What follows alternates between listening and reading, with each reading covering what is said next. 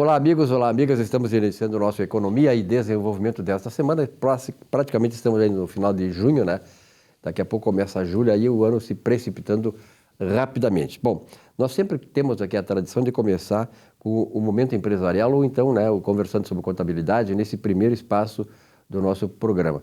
Hoje nós vamos falar sobre a questão imobiliária, contador, falando sobre questão imobiliária, que é uma coisa que tem a ver muito uma coisa a outra, com o Giovanni D'Agostin, neste espaço Momento Empresarial. Giovanni, obrigado pela tua presença aqui, né? Essa questão da incorporação imobiliária é uma questão bem complexa, né? Tem muita gente que não sabe e acaba entrando em fria. E qual é a novidade? Silvio Lopes, primeiramente, uma satisfação estar novamente participando do seu programa, né? Saudar também os telespectadores. Eu trouxe esse tema, né, sobre o enfoque tributário relacionado à atividade imobiliária, não é? Atividade imobiliária, quem compra, vende imóvel, incorpora imóvel para vender, executa atividade de loteamento de imóveis, não é? A atividade imobiliária, ela gira bastante recursos, não é? E existem aí algumas controvérsias acerca da tributação, não é? A tributação federal, mais propriamente dita, né? A parte do imposto de renda, da contribuição social sobre o lucro líquido, do PIS, da COFINS, não é? E a aplicação inadequada desses institutos, né, dessas regras, pode fazer com que o empreendimento dê prejuízo ou que reduza a margem de lucro significativamente, né? Então é muito importante o empreendedor, o empresário, se cercar de profissionais que possam atendê-lo a contento, né? Com relação a essa atividade, não é? Então nós temos uma lei que ela está vigente, né? E essa lei ela trata do momento do reconhecimento das receitas para essas atividades, né? Então eu faço referência, se o telespectador tiver curiosidade, basta procurar no Google a lei número 8.981, né? Então nós vamos lá no artigo 30 desta lei e ela estabelece o seguinte, eu vou tomar a liberdade para fazer a leitura para os senhores.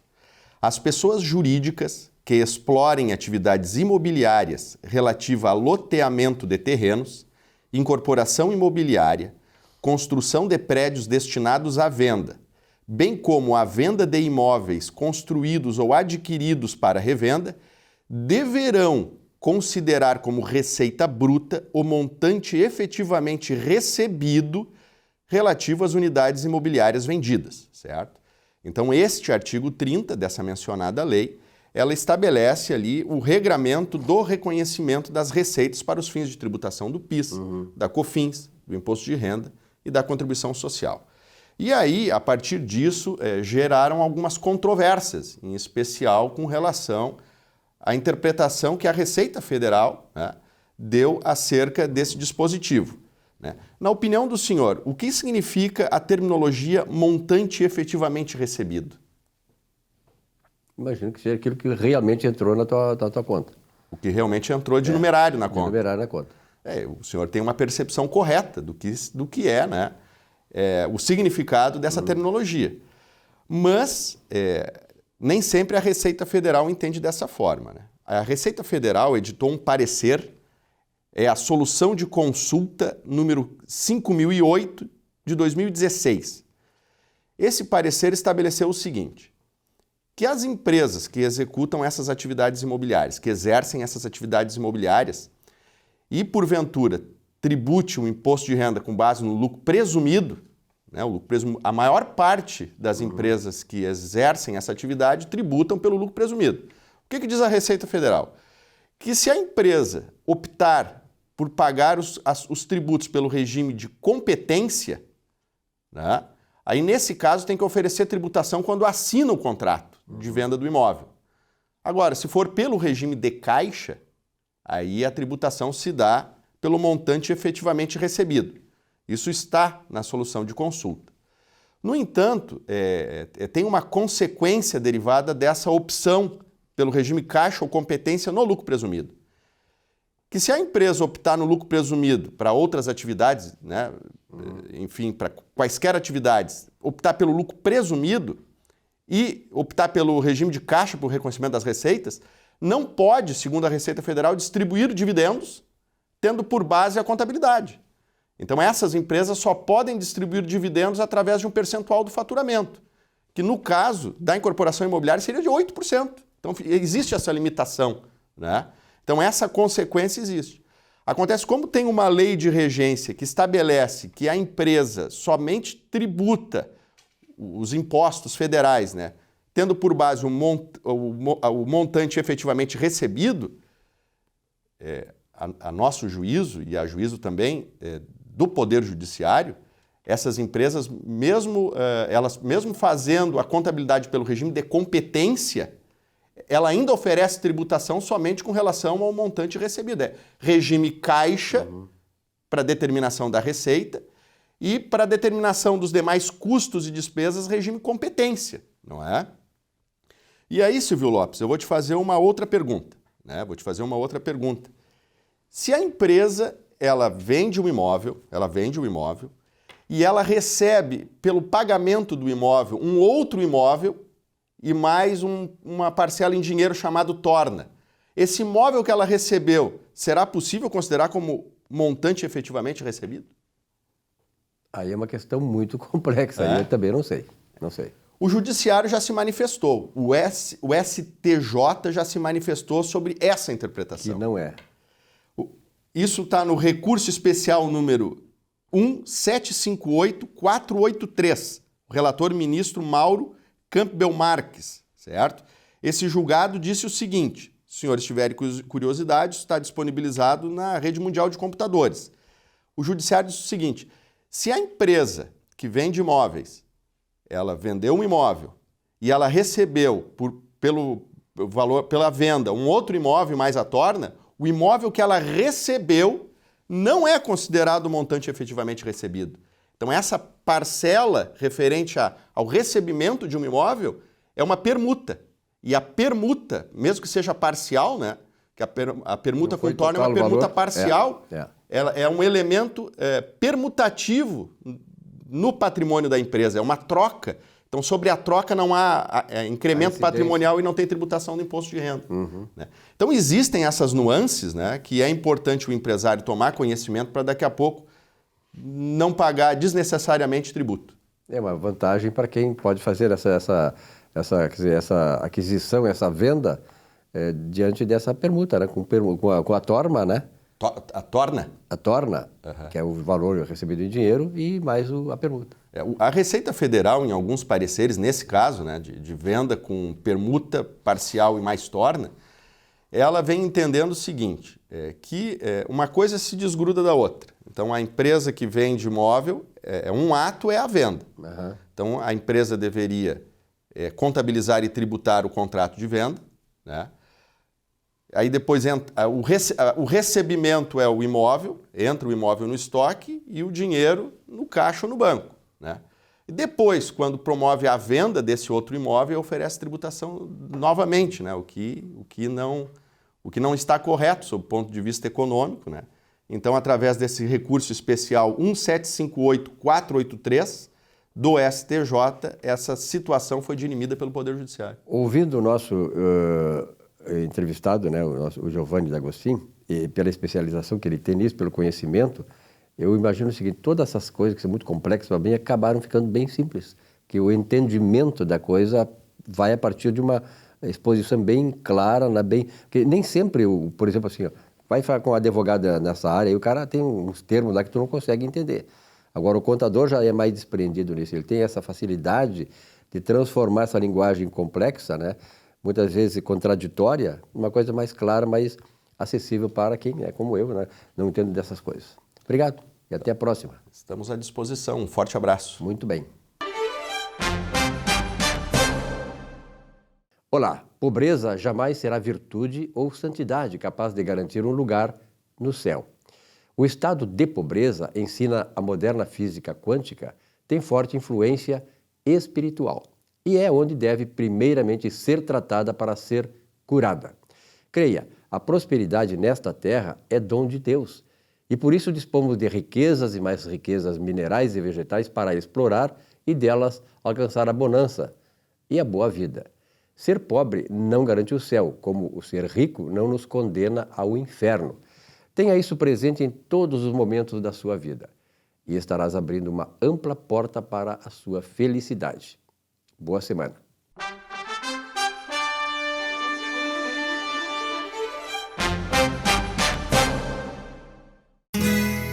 Ser gaúcho é preservar as tradições, é valorizar a educação e acreditar que um futuro melhor nasce nas páginas de um livro. É nossa tradição trabalhar duro. Temos orgulho do suor que escorre do rosto. Ele reconforta a alma e sedimenta uma vida digna. É nossa tradição valorizar o passado para desenvolver o futuro. CMPC Celulose Rio Grandense. Desenvolvimento é a nossa tradição. Já pensou em ter o seu próprio canal de TV corporativa, exclusivo e impactante? Somos a solução para empresas que desejam modernizar seus processos de comunicação. Solução Mídia Digital, transformando a forma como você se comunica.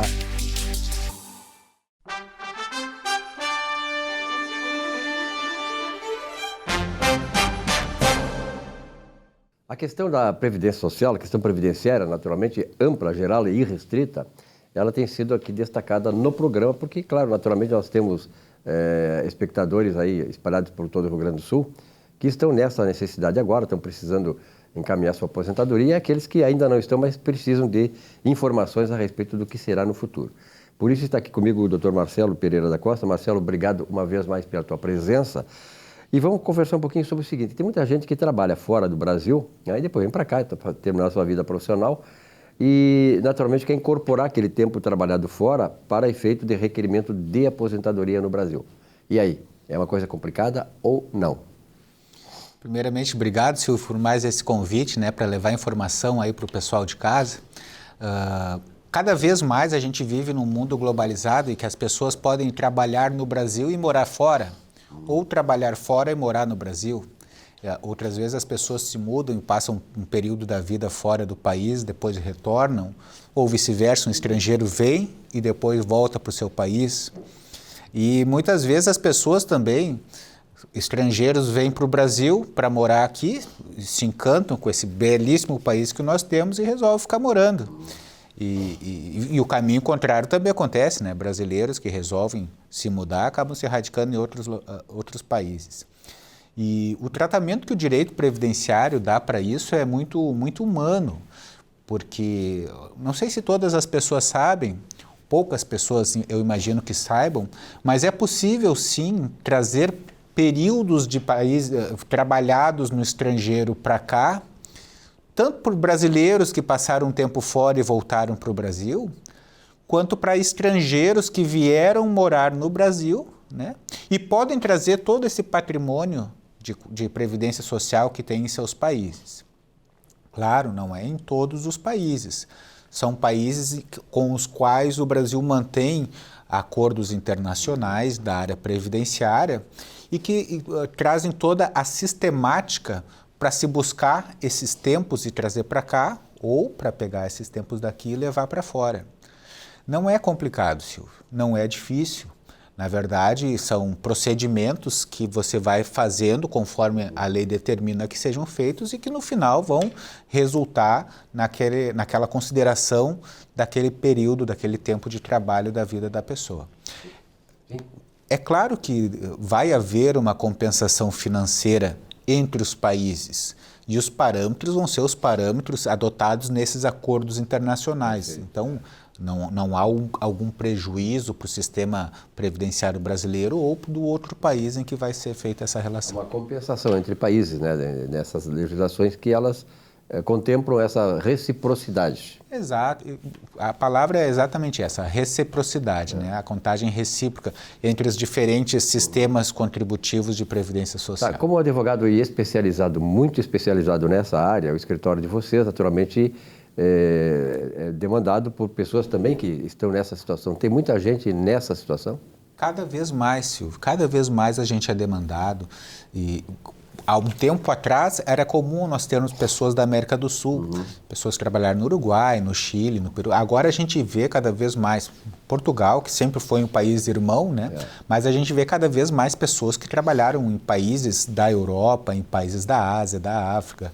Estados Unidos, e são países que a gente consegue fazer essa averbação. E o mais interessante, me surgiu essa ideia de conversar, não só pelos clientes, mas um amigo meu que conversando comigo me disse, eu passei 4 anos na Argentina e tal, hoje em dia é um empresário jovem do Rio Grande do Sul, deve estar na casa dos 30 e poucos anos. Ele disse, eu trabalhei 4 anos na Argentina e tal. Aí eu conversei com ele, mas olha, Fábio, o nome dele, tu não precisa esperar chegar na tua idade de aposentadoria para averbar esse período aí. Isso aí a gente já pode resolver agora. A gente já pode deixar isso preparado, já pode trazer esse tempo da Argentina para cá, já pode deixar averbado no Cadastro Nacional de Informações Sociais, no CNIS, né? Ou seja, já pode deixar averbado no sistema previdenciário brasileiro. E aí quando chegar a hora de pegar algum benefício para ti, tu não vai precisar mexer com isso, tu já vai ter resolvido. Né? Vai ganhar tempo na aposentadoria. Perfeito. E há muitos casos em que há indeferimento disso? Olha, como eu coloquei para ti, existe um procedimento que deve ser tomado, né? E o resultado acaba sendo a averbação, que se diz assim. Nessa área, como é burocrático o processo, não há indeferimentos em excesso. O que existe é que a pessoa às vezes não traz a documentação correta e acaba sendo algo demorado. Mas quando você tem conhecimento de qual é a documentação, procura o consulado, traz para cá a documentação correta, a tendência é nós conseguirmos fazer essa averbação. Naturalmente, a gente sempre diz o seguinte, quando tem uma questão dessas que envolve um segmento que é muito complexo, tem muita leizinha, muita complexidade, muitas informações que nem sempre casam umas com as outras, né? Então é importante que você que esteja na situação ou vai estar, já providencie uma assessoria de alguém que entenda a questão. Porque com relação a eu tenho muitos amigos que trabalham aqui agora e fazendo serviço na África, pessoal da África, e como tu disseste, Ásia, então essas pessoas já eu acho que devem providenciar isso para não ter atropelo depois, até porque pode mudar a lei mais adiante, né? Exato. E quando o cara precisar daqui a pouco de um auxílio-doença, vai estar lá já registrado, está tudo direitinho, o cara não tem aquele atropelo de última hora e pode ter uma decepção quando chegar lá naquela hora. Exatamente, e bem colocado, o auxílio-doença hoje em dia, o valor do auxílio-doença pode também estar vinculado à quantidade de anos de contribuição. Perfeitamente, então, não necessariamente só vai ser útil na aposentadoria, lá perto dos 60 e poucos anos. Pode ser já agora. Aí, claro. Exatamente. E justo o que tu coloca, Silvio, o quanto antes se traz, melhor, porque a gente aí, no caso, nós não estamos dependendo só das mudanças na lei brasileira, que já não são poucas. É verdade. E muitas vezes necessárias. Mas nós estamos também dependendo de mudanças ou não de outro país. Então, quanto antes garantir, melhor, com certeza. Então, busque aí o escritório da doutora Luciana, do doutor Marcelo, da doutora Isabel, né?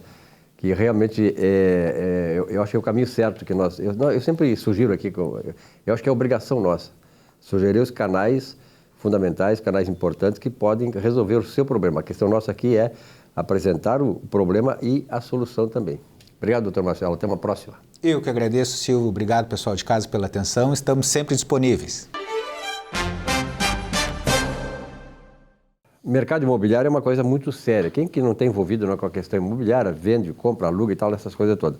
Mas o doutor Gustavo Bernardi, que tem trazido aqui questões importantes, aliás, de reflexão e complexas nesse meio, que é um mercado bem complexo, quem não conhece a legislação toda ainda se atrapalha.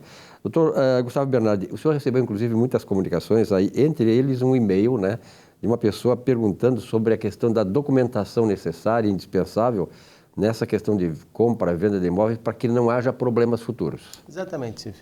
A gente falou aqui sobre regularização de imóveis da última vez que eu estive aqui, né? Eu recebi um e-mail muito interessante sobre qual a documentação necessária a ser analisada para fazer uma boa transação imobiliária, né? E refletindo sobre isso, eu preciso esclarecer que a gente tem que analisar 3 coisas quando a gente faz uma transação imobiliária. Quem vende, o imóvel e também quem compra. Porque qualquer problema envolvendo esses três partícipes dessa negociação, ou seja, quem vende, quem compra e o imóvel, geram problemas que vão resultar na irregularidade documental. Então veja só, quem vende? As pessoas acham que quando a gente compra um imóvel financiado, a gente tem que se preocupar apenas com o nosso cadastro, com a nossa qualidade de comprador. Mas não, os bancos avaliam o cadastro de quem vende também. se essa pessoa não tem execuções em andamento, se essa pessoa não participou de alguma empresa que tem execuções em andamento, se essa pessoa não tem algum problema registral. Porque senão você vai assinar uma promessa de compra e venda e não vai financiar, não vai concluir aquela promessa de compra e venda. Outra questão muito importante que a gente verifica, Silvio, são pessoas fazendo transações sem saber o que aconteceu na transação anterior. Então, olha só, eu compro um imóvel por promessa de compra e venda, não escrituro este imóvel no meu nome e vendo para o Silvio. E o Silvio acredita que uma simples promessa de compra e venda vai transferir este imóvel para ele, quando na verdade isso não acontece. É preciso um outro documento chamado escritura de cessão de direitos sobre o imóvel. Outra questão muito importante é entender se o imóvel está regularmente matriculado. Aqui no Brasil nós temos o que a gente chama de registro torrens, que são as certidões, e nós temos as matrículas. Então até 1976 não existiam as matrículas. A partir de 1976, todos os imóveis que foram transacionados foram abertas as matrículas. Mas ainda existem imóveis que não têm matrícula. E não é porque ele é um imóvel irregular, é porque ele não sofreu nenhuma alteração registral depois de 1976. Mas e aqueles imóveis que realmente não têm matrícula, que são irregulares? Você compra lá um apartamento na planta, a construtora não regulariza aquela incorporação e você quer, ao final disso tudo, ter uma matrícula. Você não vai ter. Então a dica que eu dou é que você analise documentalmente todos os partícipes dessa transação imobiliária. Quem vende o imóvel e quem compra.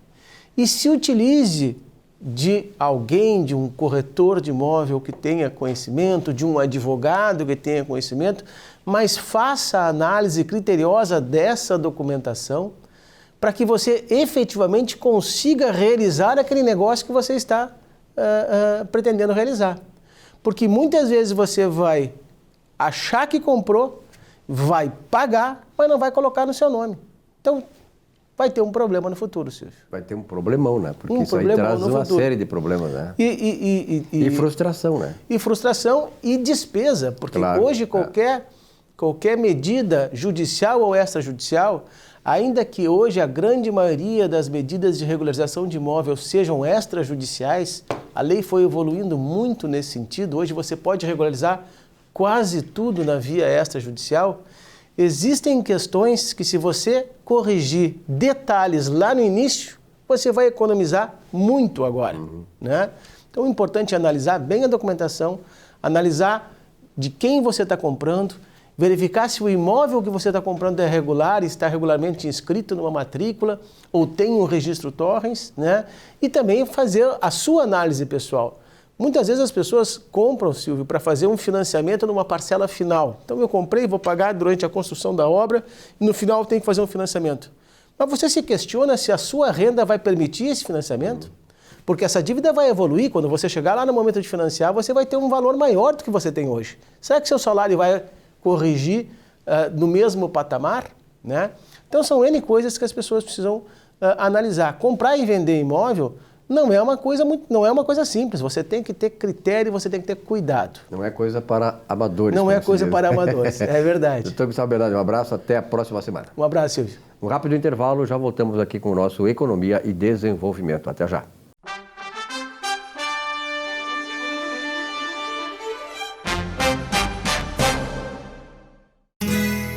Ser gaúcho é preservar as tradições, é valorizar a educação e acreditar que um futuro melhor nasce nas páginas de um livro. É nossa tradição trabalhar duro. Temos orgulho do suor que escorre do rosto. Ele reconforta a alma e sedimenta uma vida digna. É nossa tradição valorizar o passado para desenvolver o futuro. CMPC Celulose Rio Grandense. Desenvolvimento é a nossa tradição. Já pensou em ter o seu próprio canal de TV corporativa, exclusivo e impactante? Somos a solução para empresas que desejam modernizar seus processos de comunicação. Solução Mídia Digital, transformando a forma como você se comunica.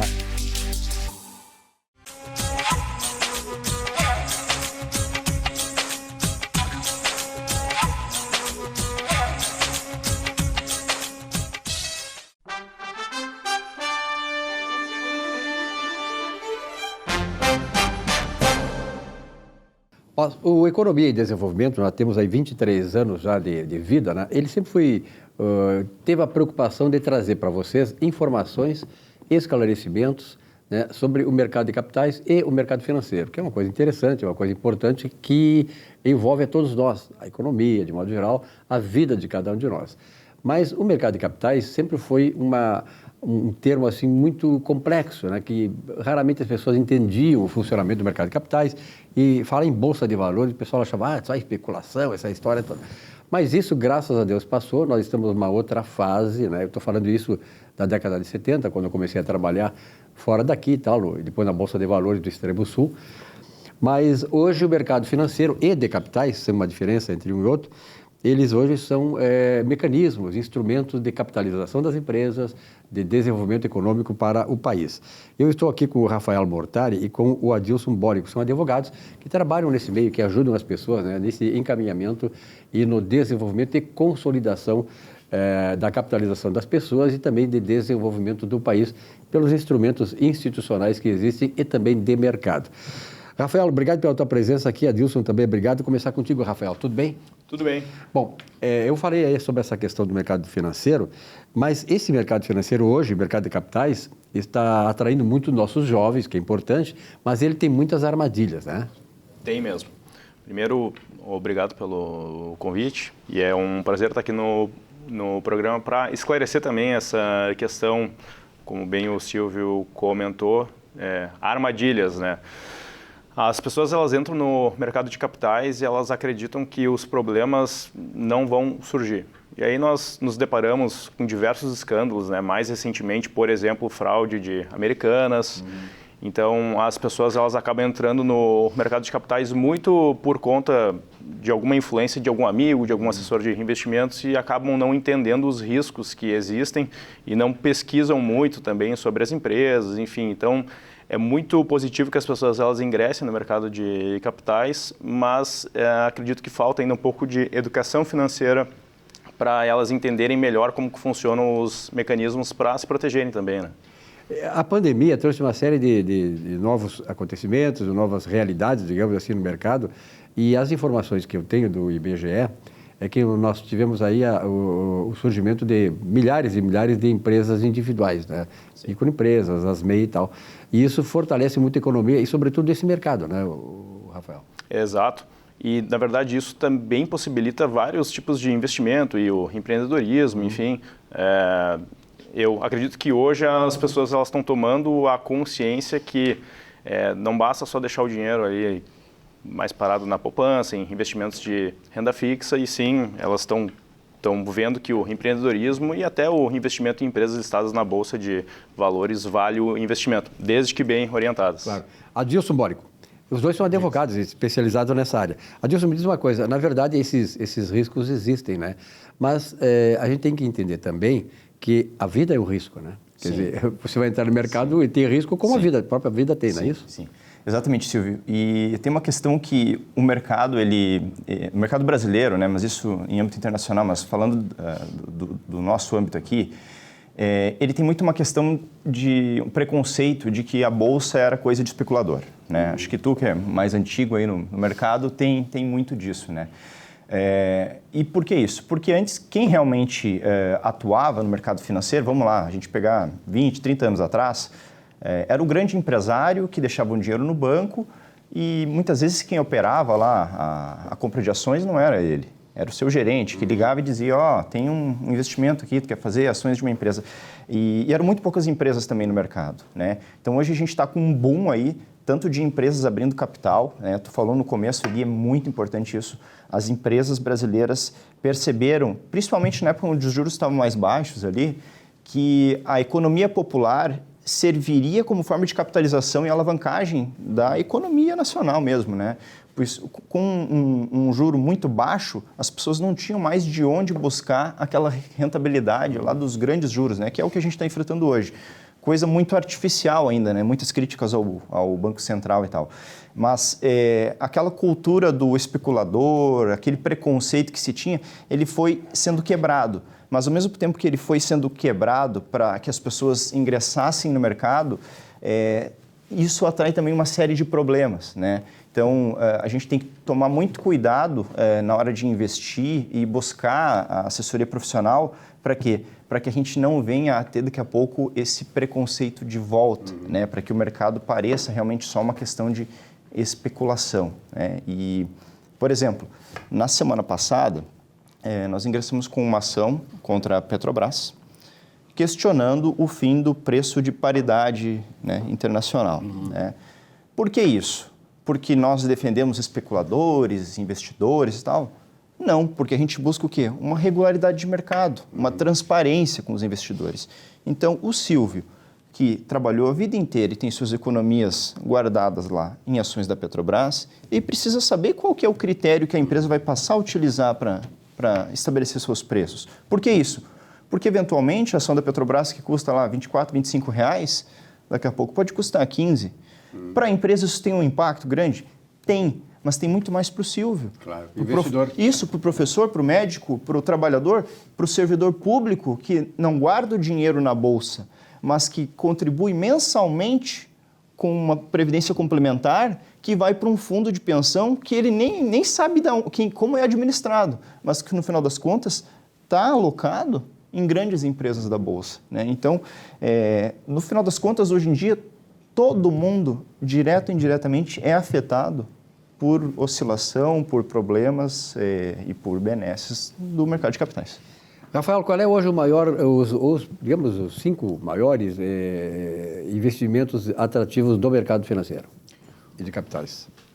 Tu diz em relação a... Investidor individual, digamos assim, eu sou um investidor individual, tá? Tenho digamos, se eu fosse um assalariado e tal, tenho uma poupancinha e quero investir no mercado de capitais. Tá. Bom, na verdade, assim, existem alguns tipos de investimento não tradicionais, né? Como operação em opções, operação em fundo imobiliário, mas o melhor, assim, eu diria hoje, seria investir em ações de grandes empresas, né? Empresas que são rentáveis, que tenham lucros... Tem um histórico também, né?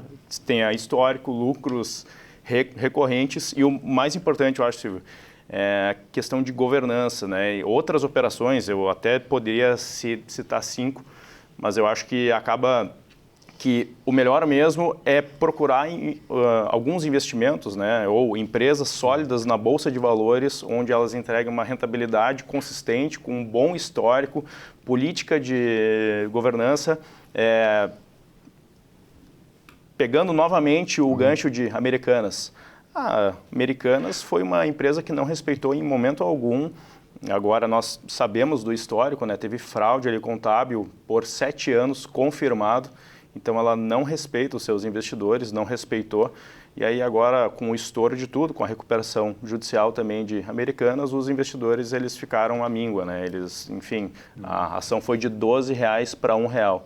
Então, o mais importante é ter uma política interna mesmo de acompanhamento dos seus investimentos e entender que os melhores investimentos são sempre aqueles... onde a empresa ou onde a operação é simples, é transparente e onde, voltando às empresas, elas respeitam o investidor, né? Com um RI, relações com os investidores que dê esclarecimento para as pessoas, enfim, onde se tem uma política de transparência. Esse tipo de problema que há no mercado financeiro, que não é de agora, isso aí vem ao longo do tempo. Eu me lembro muito bem na década de 70, quantas empresas, né? Inclusive na área de seguros, foram à falência, não foram mal administradas e tal. Mas isso aí transfere para o investidor, para o futuro investidor, de repente, transfere aquela questão seguinte: bom, eu vou entrar nesse mercado, eu quero... Tem 2 coisas que eu posso querer nesse mercado. Claro, vou querer a rentabilidade, mas eu quero ter segurança e menos risco. E como é que se dá isso aí? Como é que esse processo se dá, Adilson? Sim. Pois é, Silvio. Essa questão da governança, tá? Vamos lá.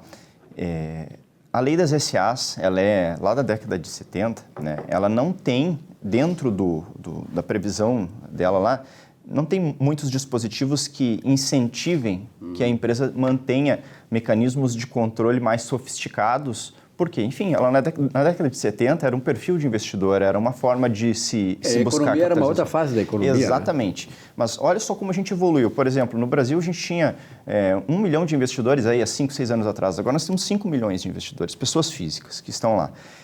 Então, os mecanismos de governança, eles não estão totalmente inseridos dentro da legislação, né? A governança das empresas, ela caminha de forma muito mais rápida do que a legislação acompanha. A CVM entra muito nessa parte, né? A própria B3, como o agente que administra a Bolsa, mas de todos esses mecanismos que a gente poderia referir, verificar se a empresa é auditada e em geral são, porque é um requisito para que a empresa possa abrir capital, né?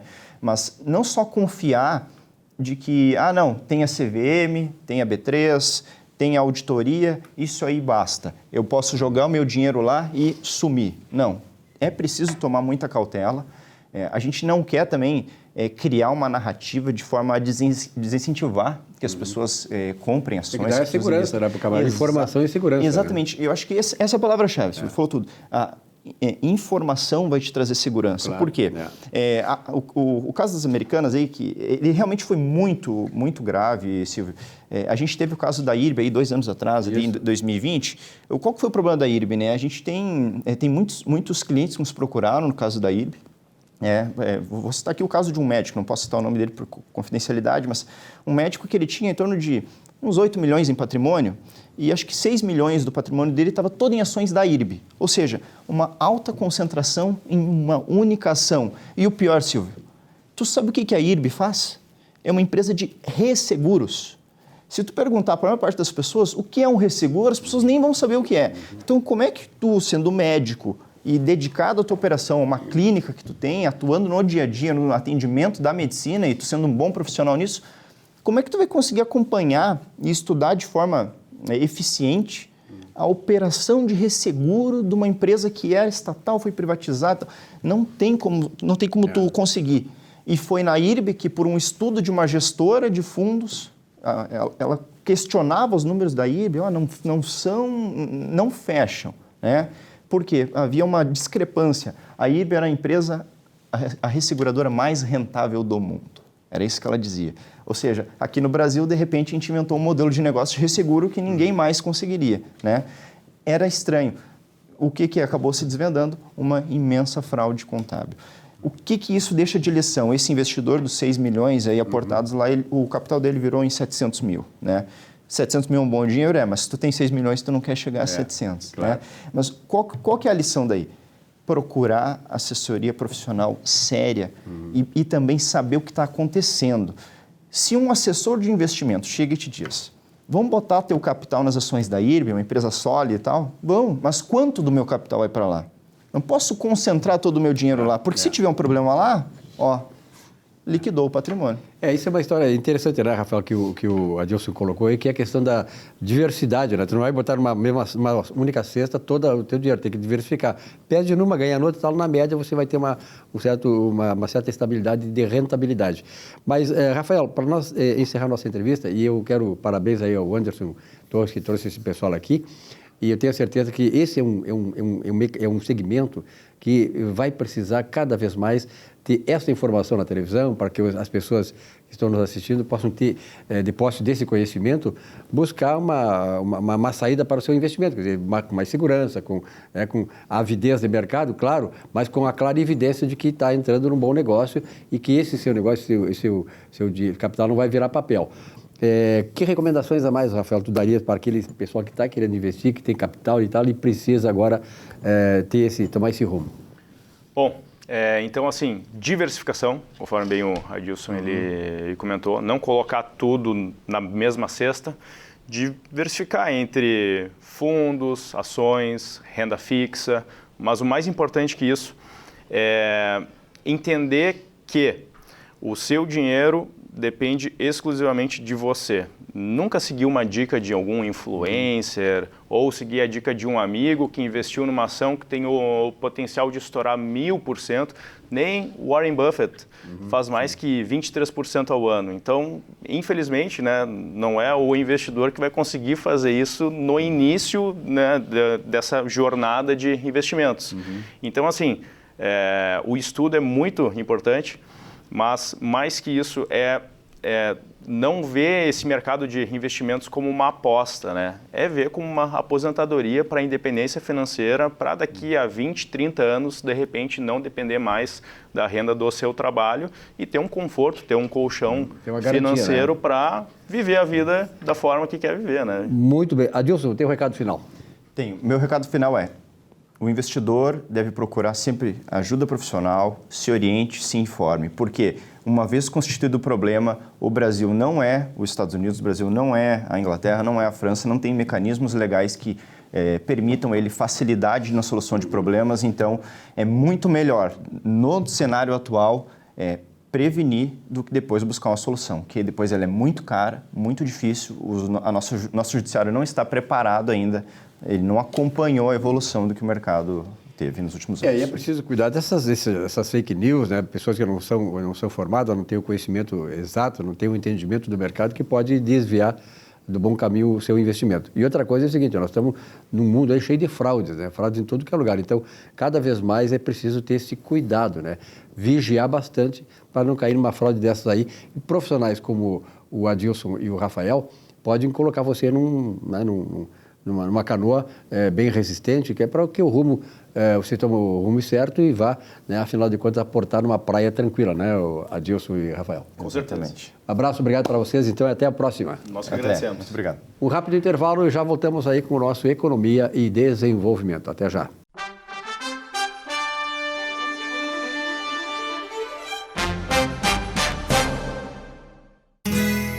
Ser gaúcho é preservar as tradições, é valorizar a educação e acreditar que um futuro melhor nasce nas páginas de um livro. É nossa tradição trabalhar duro. Temos orgulho do suor que escorre do rosto. Ele reconforta a alma e sedimenta uma vida digna. É nossa tradição valorizar o passado para desenvolver o futuro. CMPC Celulose Rio Grandense. Desenvolvimento é a nossa tradição. Já pensou em ter o seu próprio canal de TV corporativa, exclusivo e impactante? Somos a solução para empresas que desejam modernizar seus processos de comunicação. Solução Mídia Digital, transformando a forma como você se comunica.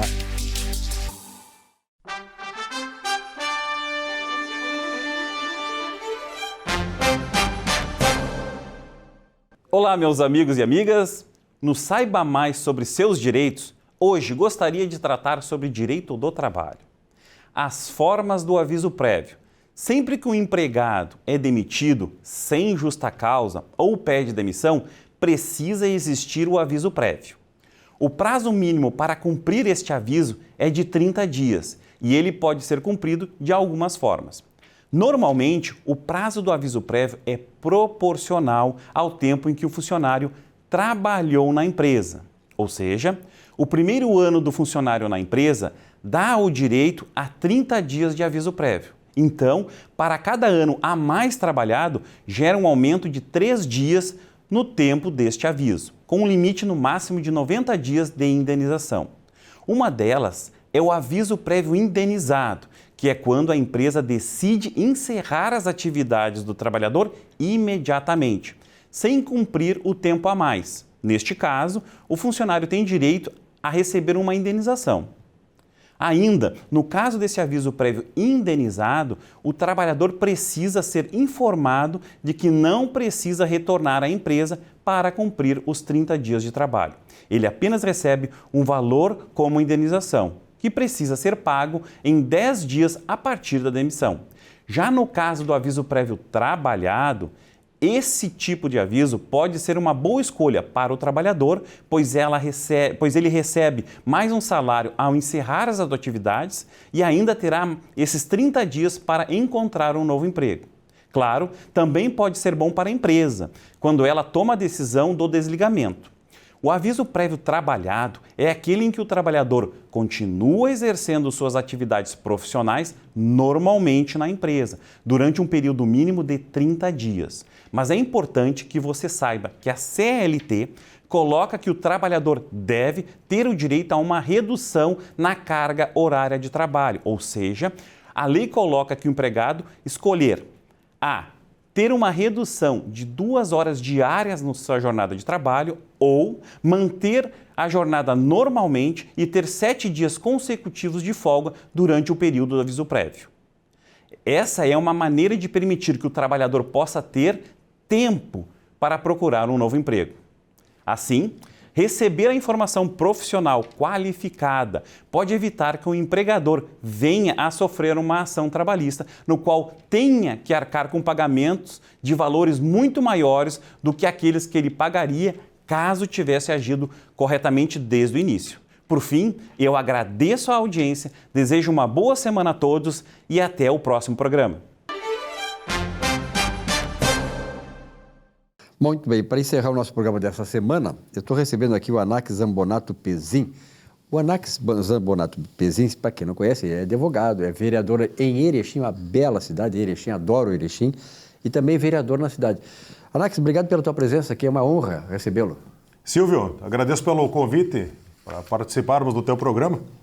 Fico feliz em a gente poder construir ideias e seguir no debate de matérias que possam ser úteis à nossa comunidade. É verdade. Bom, além de vereador lá em Erechim, naturalmente conhece os problemas de Erechim, trabalha para que Erechim cada vez fique melhor, tu é produtor rural lá. E nós estamos vivendo um tempo, né, Anax, que há uma certa instabilidade trazida propositadamente ao homem do campo. Como é que na grande Erechim, na cidade de Erechim, está sendo administrado isso? Como é que vocês estão se defendendo?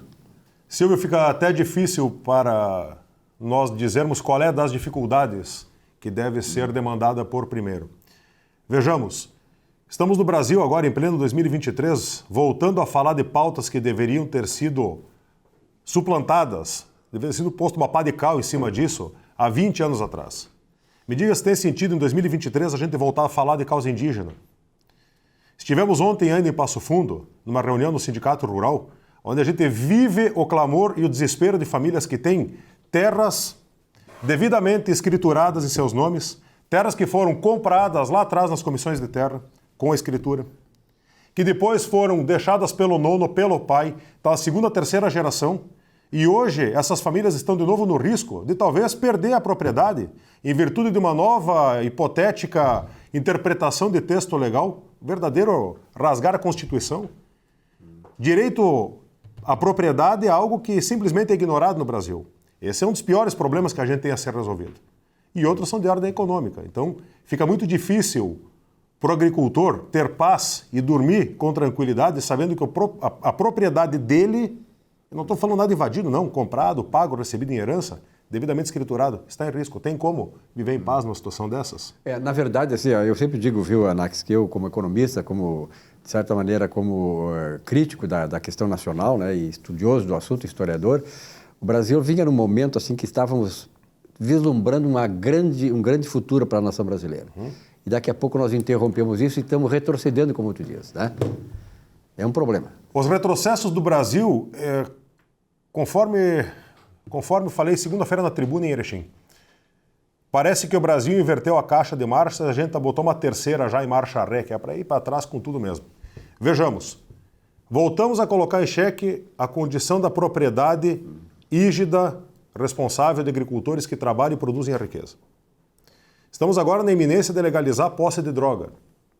Posse de droga, é piada. Passou ontem o arcabouço fiscal, calabouço fiscal. Calabouço fiscal. Eu vejo o governo federal extremamente empenhado em organizar uma forma de arrecadar mais e mais e mais e mais. Tu chegou a observar se em algum momento tentaram organizar como é que vai ser investido esse dinheiro que vai ser arrecadado? Vai ser gasto, né? Não, vai ser queimado. Está queimado. Então a gente tem que parar de torrar dinheiro. Tinha que vir antes a reforma administrativa e organizar as coisas, balizar de forma justa, perfeita, correta. Como será investido o dinheiro? Para onde será enviado esse recurso? O que faremos com toda esta fortuna incalculável que é arrecadada no Brasil? Isso depois. Porque tu sabes, e tu também sabe, que a gente tende a voltar ao passado, a história tende a se repetir. E a história tenderá a se repetir, lamentavelmente a gente vai ver, infelizmente vai acontecer. Vão lotear a máquina pública, já incharam com 30 e poucos ministérios. Lamentavelmente os ministros que estão lá não representam nem de longe os meus interesses e nem de longe o que tu deveria ter como ministro. Temos ministros hoje empossados com um histórico, uma ficha corrida, delegacia de polícia, ficha corrida, pior do que a maioria dos presidiários que estão hoje apenados. Como é que tu vai querer que dê certo um negócio desses? É evidente que vai dar errado. Vamos dar um jeito de arrecadar. Como é que vai gastar? Gastar, queimar, não é investir. Isso é festa. Então, são retrocessos e retrocessos e retrocessos. O Brasil está dando marcha ré em 4ª marcha. Lei Rouanet. Infelizmente, o ex-presidente ficou apenas 4 anos. Demandaria uns 20 para a casa ficar em ordem. Ou mais. Porque não vai acontecer o que eles prometiam. As pessoas que foram tolas o suficiente para acreditar que iriam comer picanha, que ia pingar gordurinha na brasa, acorda para a realidade, isso é mentira. Sempre foi mentira. Vai faltar até gordurinha. Sempre foi mentira. O senhor presidente da República em exercício hoje, não sei como é que chegou lá, esse rapaz sempre mentiu. Para quem tem dúvida disso, coloca ali na internet, no YouTube, antes que seja retirado através aqui da lei da censura, que vai voltar e vão fazer passar. Já está passando. Vai passar, eles vão retroceder, eles vão proibir a gente de falar. Eu não vou poder dizer o que eu penso e o que é verdade, porque eles vão deletar a verdade. Dá uma olhadinha no passado, em 2014, numa mesa tipo essa daqui, estavam ele e os colegas dele, eles riam em alto e bom tom. Eles riam, porque o senhor ilustríssimo presidente da República dizia em alto e bom tom que ele, quando era oposição, ia para fora do Brasil, mentira, difamar nossa pátria, dizer que tinha 35 milhões de crianças de rua, 400 milhões de pessoas. Só mentira. Sempre foi baseado em mentira e eles riem da mentira que eles mesmos falam. Porque a mentira às vezes é bonita falar, para quem quer ouvir. Eu não quero mentira, eu só quero a verdade. E seguem mentindo. Mentiram com a picanha, mentiram agora, deram abóbora, né? Mentiram que ia baixar juro, não vai baixar juro, não tem como baixar o juro. Já passaram 2 reuniões do Copom. Por que ele e o Posta não fizeram o que estavam prometendo? Porque era mentira. Agora me vai esses dias atrás aí fazer fiasco a nível... Esse é global, internacional, porque é uma coisa ridícula, é patético. 700 milhões de mortos no Brasil e repete o número 2, 3 vezes. E não se diz... O Brasil tem 214, 220 milhões de habitantes, como é que vai morrer 700? E não se corrige, né? E não se corrige. Não se corrige porque a postura é de mentira, a postura é da enganação, a postura é de falar o que os outros querem ouvir para dar risada, e depois faz o que quer. Ingressou no poder, faz o que quer. Porque, lamentavelmente, se nos censurarem como estão tentando censurar, se por acaso conseguirem seguir na postura que estão hoje de tirar os deputados federais que são contra, como fizeram com o Deltan Dallagnol, é um atentado contra a democracia, um atentado contra o Estado Democrático de Direito. Não pode fazer isso, fizeram. E vão fazer com o Moro, hein? Farão com o Moro, eu nem vou dar ideia de outros nomes, porque eles vão fazer, depois vão dizer que eu dei pitaca, que tal a sugestão, não vou dar nem sugestão, não vou falar nomes. Mas o que tu indica, farão. Fizeram isso em todas as autocracias que já foram implantadas no passado recente.